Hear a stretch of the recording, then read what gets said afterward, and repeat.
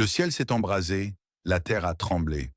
En moins de 48 heures, la zone de conflit a vécu une apocalypse de lumière et de feu. Des frappes aériennes d'une intensité inégalée ont transformé le paysage, laissant derrière elles des colonnes de flammes de plusieurs dizaines de mètres. C'était une nuit que les habitants n'oublieront jamais. Question citoyenne, dites-nous, d'où nous regardez-vous? Laissez votre ville et pays en commentaire. Les forces russes ont intensifié leurs opérations. À Vassilkiv, au sud de Kiev, plus de 10 drones kamikazes Géranium ont frappé simultanément, provoquant des explosions massives dès minuit.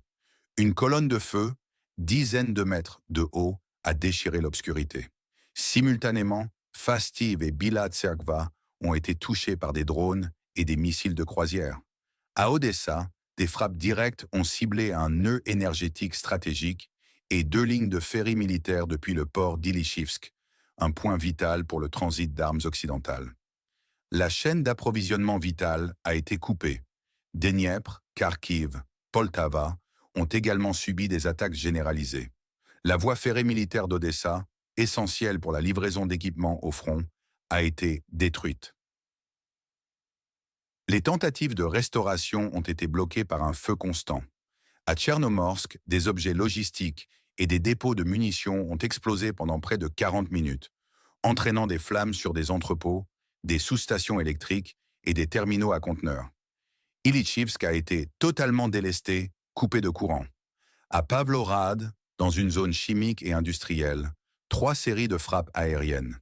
Une explosion sur une usine de production de carburant de fusée a provoqué une réaction en chaîne, transformant la zone en une mer de feu pendant des heures. L'incendie s'est propagé aux ateliers mécaniques voisins où des systèmes Patriot étaient entretenus. Question citoyenne. Dites-nous, d'où nous regardez-vous? Quel est votre pays et votre ville actuelle? Pourquoi est-ce si important maintenant? Ces frappes ne sont pas des événements isolés. Elles révèlent une stratégie audacieuse, un assaut massif et coordonné visant à paralyser la logistique du pays et à épuiser ses forces. L'expert en renseignement a déclaré: les frappes avaient un haut niveau de synchronisation et de précision, visant clairement la logistique au niveau opérationnel. Ce ne sont pas des attaques isolées, mais des actions visant à paralyser complètement les routes de livraison d'armes et d'équipements au front. C'est une guerre d'usure, où chaque coup porté coûte cher, non seulement en vie, mais aussi en capacité de riposte. La dépendance de la nation en question vis-à-vis de l'aide occidentale est de mise à rude épreuve. Le Pentagone, par exemple, a facturé au pays près de 330 millions de dollars juste pour l'entretien du complexe Patriot. Cela change tout. Les symboles de l'invincibilité occidentale, les systèmes Patriot et HIMARS, sont visés et parfois détruits. Selon des sources, au moins un complexe Patriot, des postes de commandement radar et un système HIMARS ont été détruits simultanément. Cela envoie un message clair. Les médias occidentaux utilisent désormais des termes auparavant tabous: épuisement logistique, pénurie de personnel, menace de percée locale. Est-ce le début de la fin pour la capacité de résistance du pays?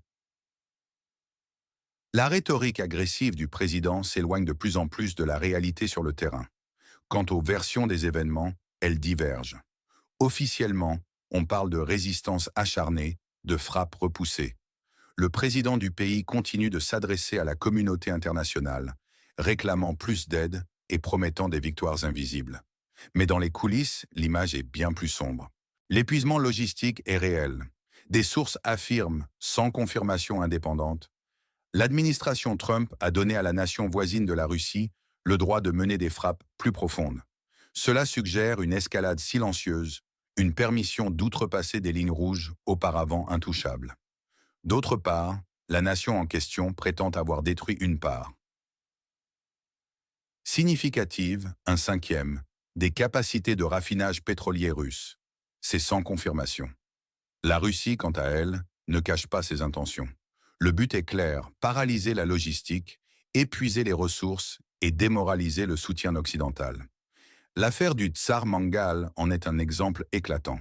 Un char ancien, renforcé d'un treillis métallique, a survécu à plus de 50 frappes de drones de la nation voisine en 2 jours, devenant un aimant à feu et une bête indomptable.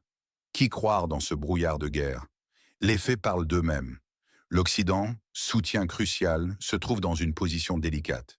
L'aide continue, mais elle est de plus en plus conditionnée, de plus en plus coûteuse. Le banquet gratuit est terminé.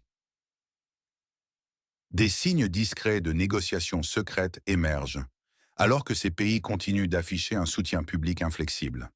De nombreuses voix s'élèvent pour souligner que la guerre de l'information complique l'analyse objective de la situation. Chaque camp déploie des récits divergents, rendant difficile la distinction entre les faits vérifiés et la propagande. Les réseaux sociaux, avec leur capacité à diffuser l'information à grande vitesse, deviennent un champ de bataille à part entière. Les allégations de l'administration Trump, par exemple, même si elles sont sans confirmation indépendante, circulent et influencent sur la perception du conflit. Cette guerre des récits est un élément central de la stratégie globale des belligérants. Les opérations psychologiques, PSYOPs, visent à influencer les opinions publiques nationales et internationales, renforçant le soutien aux efforts de guerre ou sapant la volonté de l'adversaire. Les médias traditionnels, eux-mêmes sous pression, luttent pour maintenir leur impartialité face à des flux constants de désinformation. L'impact de cette infodémie sur le moral des troupes et de la population civile est indéniable, souvent sous-estimé par les observateurs extérieurs. Il devient impératif de croiser les sources et de faire preuve d'un esprit critique aiguisé pour naviguer dans ce chaos informationnel. La vérification factuelle, fact-checking, est plus que jamais essentielle, mais elle est souvent dépassée par la rapidité de propagation des fausses nouvelles. L'économie joue également un rôle prépondérant.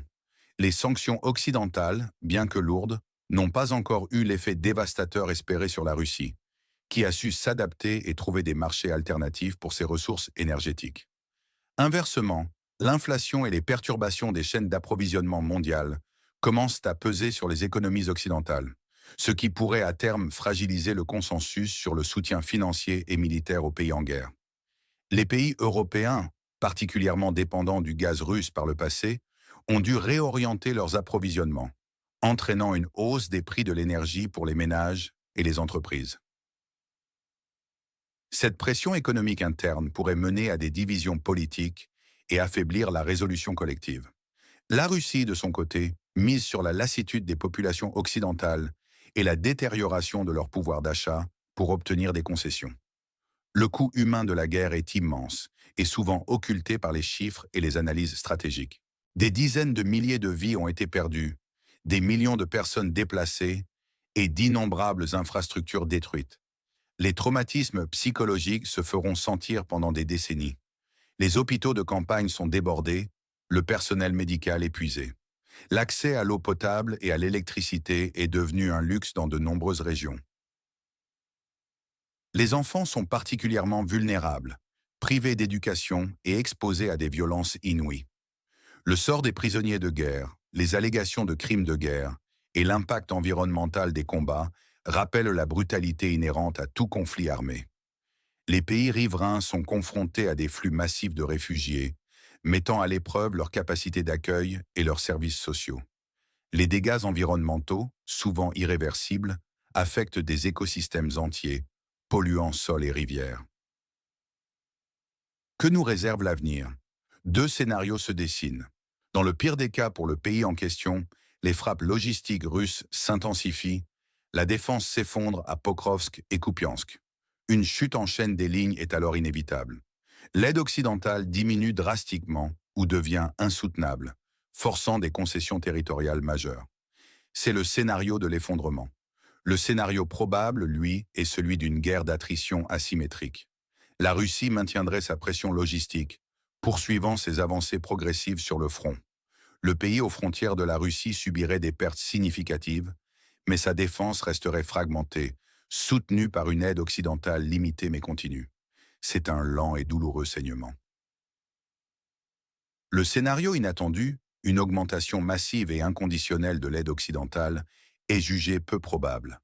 Il faudrait que l'Occident panique face à un effondrement imminent pour stabiliser le front et relancer une contre-offensive limitée. C'est un risque que peu sont prêts à prendre. Votre pronostic sur le calendrier des événements. Quand la situation actuelle atteindra-t-elle un point de non-retour? Mesurez-vous en mois ou en années et donnez une seule raison. Le contexte historique nous rappelle les guerres stratégiques, où la destruction des infrastructures logistiques et industrielles est la clé. Cette guerre de drones modifie la nature même des conflits. Les drones ne sont plus un simple outil de soutien, ils sont devenus une force principale. C'est une ère nouvelle. La Russie se concentre sur des frappes synchronisées et précises, ciblant l'énergie, les transports et les usines.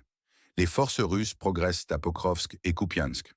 La nation entre l'Est et l'Ouest, elle, tente de mener des contre-attaques, mais subit de lourdes pertes. Ces unités d'élite sont retirées pour boucher les trous. Le prix de l'aide occidentale est remis en question, les chaînes de production des pays les plus riches ne suivant pas le rythme de la consommation sur le front. C'est une guerre de l'information. La déconnexion grandissante entre la réalité du terrain et la rhétorique politique et médiatique est frappante. Est-ce une crise de confiance? La question demeure. Alors, dans cette danse macabre, qui gagne et qui perd?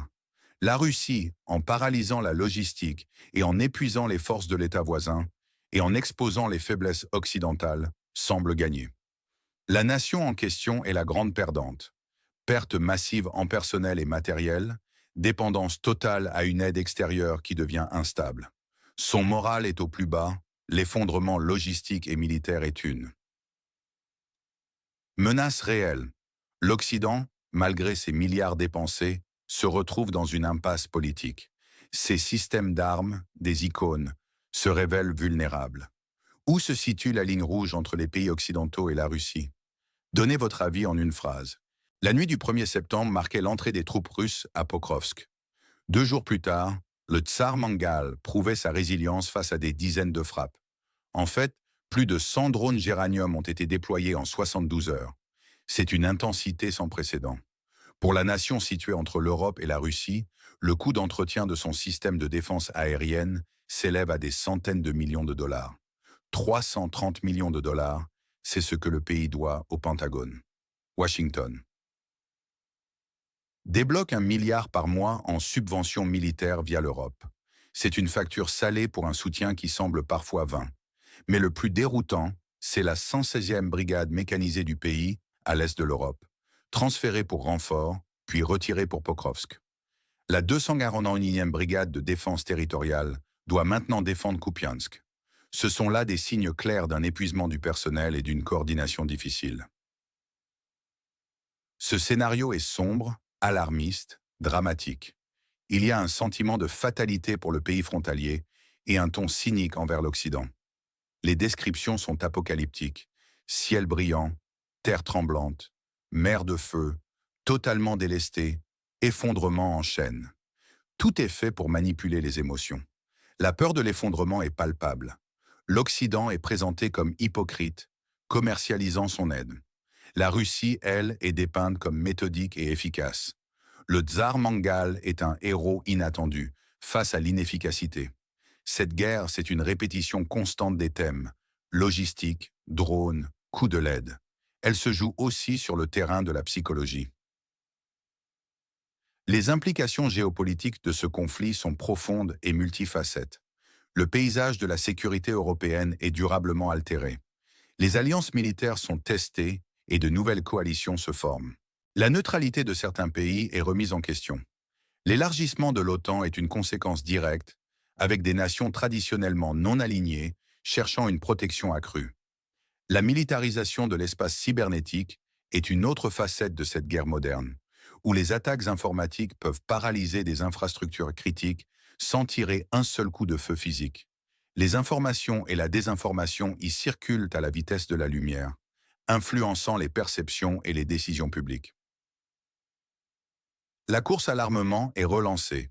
Les budgets de défense occidentaux sont en augmentation significative, ce qui montre une prise de conscience de la nécessité de reconstituer les stocks et de moderniser les équipements. Cependant, la capacité des industries de défense à répondre à la demande est une préoccupation majeure. La production d'armes et de munitions n'a pas suivi le rythme des besoins accrus, mettant en lumière des lacunes dans la préparation militaire. Les chaînes d'approvisionnement mondiales de composants électroniques et de matières premières sont également sous tension, ce qui ralentit la production et augmente les coûts. L'évolution technologique des armes est fulgurante. Les drones kamikazes et de reconnaissance, l'intelligence artificielle appliquée à la surveillance et à la prise de décision, ainsi que les systèmes de guerre électronique transforment la nature même des combats. Ces technologies réduisent le risque de pertes humaines pour les attaquants, mais augmentent la létalité et la destruction sur le champ de bataille. L'automatisation des combats soulève des questions éthiques et morales complexes, notamment sur la responsabilité en cas d'erreur ou de crimes de guerre commis par des machines. L'impact de la guerre sur les marchés mondiaux des matières premières est considérable. Les prix de l'énergie, des métaux et des produits agricoles ont fluctué de manière volatile, entraînant des contraintes supplémentaires pour les économies déjà fragilisées par la pandémie. La sécurité alimentaire mondiale est menacée, en particulier dans les pays en développement qui dépendent des exportations céréalières des nations belligérantes. Cela a des conséquences humanitaires graves, exacerbant la pauvreté et l'insécurité alimentaire dans les régions les plus vulnérables du monde. Les discussions post-conflit, même si elles semblent lointaines, devront aborder la question complexe de la reconstruction. Les infrastructures détruites, les villes rasées et les terres contaminées nécessiteront des investissements colossaux et des décennies de travail. La réconciliation et la cicatrisation des blessures sociales et psychologiques seront des défis immenses. La justice internationale pourrait être appelée à jouer un rôle dans la poursuite des responsables de crimes de guerre, ce qui pourrait compliquer davantage le processus de paix. Les relations internationales sont d'ores et déjà redéfinies. Le rôle des organisations internationales comme les Nations Unies est sous le feu des critiques, leur capacité à prévenir ou à résoudre des conflits majeurs ayant été remise en question. Le multilatéralisme est à l'épreuve, tandis que certaines puissances cherchent à renforcer leur influence régionale ou mondiale. La division entre les blocs géopolitiques s'accentue, avec des implications pour le commerce, la diplomatie et la coopération internationale. Le soft power et l'influence culturelle deviennent des outils stratégiques pour gagner des alliés et façonner l'opinion publique mondiale. Les citoyens doivent se préparer à un avenir incertain, où les conflits locaux peuvent avoir des ramifications mondiales. La résilience des sociétés sera mise à l'épreuve, et la capacité à s'adapter aux changements rapides sera essentielle.